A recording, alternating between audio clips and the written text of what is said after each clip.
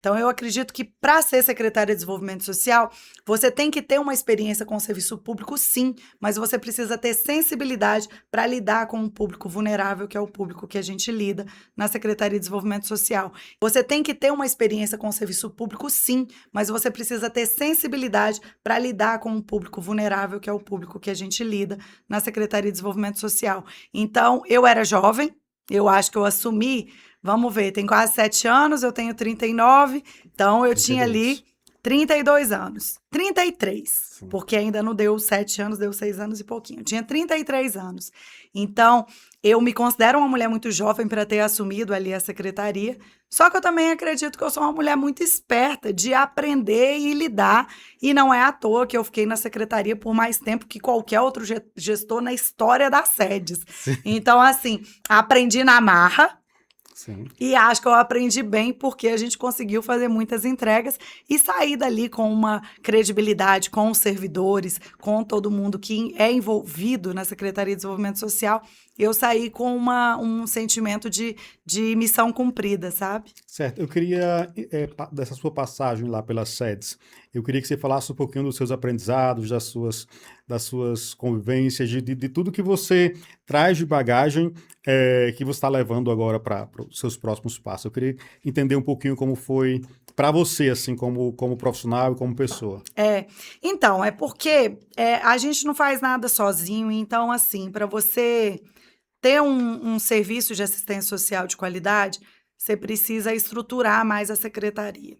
E aí, a primeira coisa que nós fizemos, e a gente assumiu em plena pandemia, em plena pandemia. Então, eu acho que naquele momento, quem não conhecia, conheceu.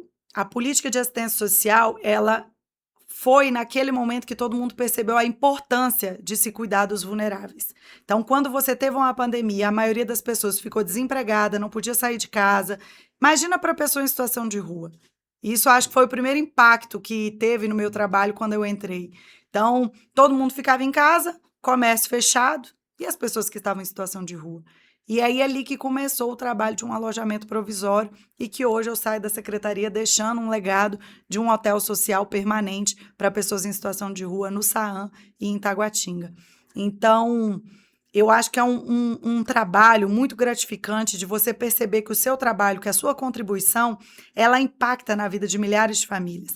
Então, hoje, quando eu falo de pleitear uma vaga como deputada, qual que está sendo o meu maior desafio?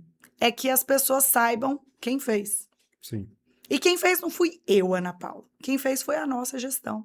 Então, assim, eu acho que a maior qualidade de um líder é escolher bem a sua equipe.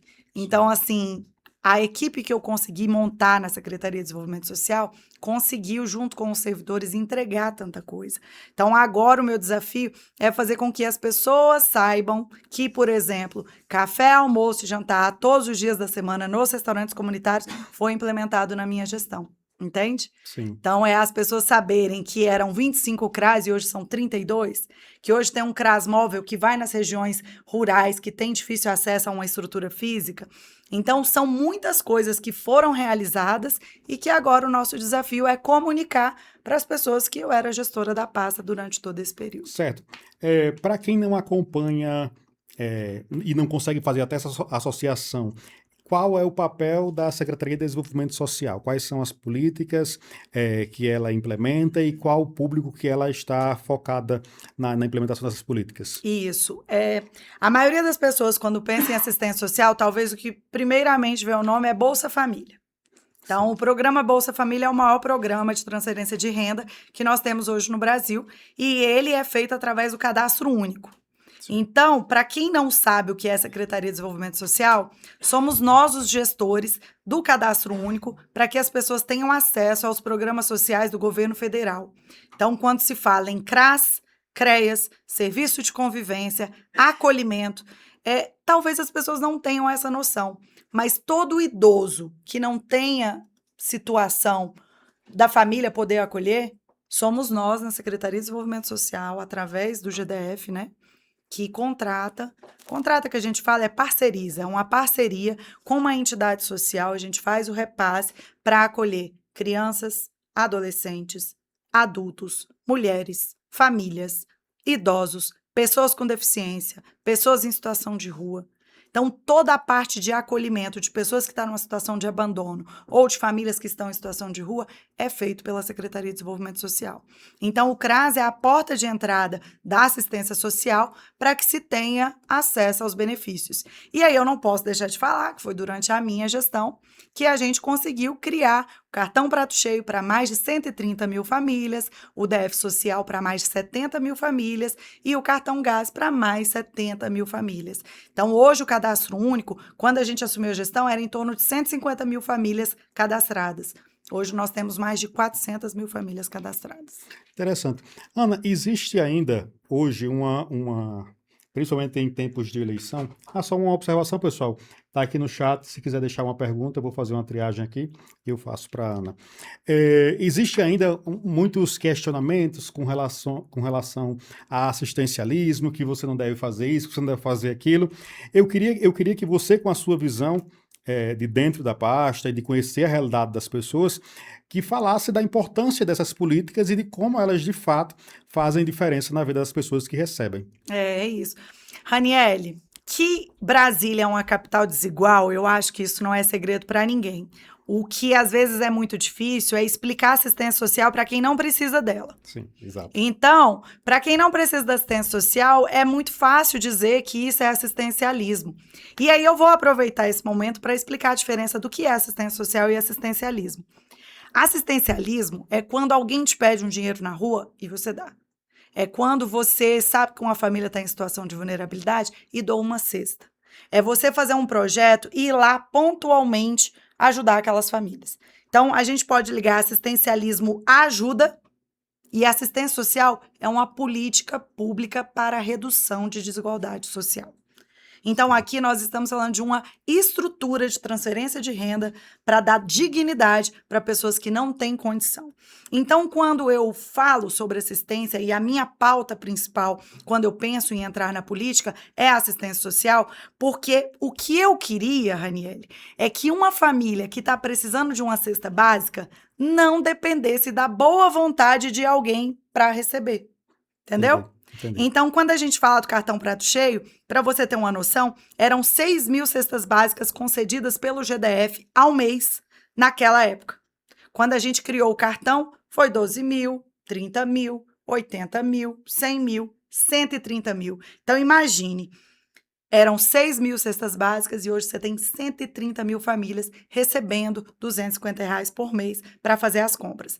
E aí, agora eu vou colocar um outro ponto. Tem gente que acha que, eles não trabalham porque recebe programa social. Eles não trabalham porque recebe benefício do Estado. Se você juntar todos os benefícios do Estado, gente, não chega a R$ 1.000.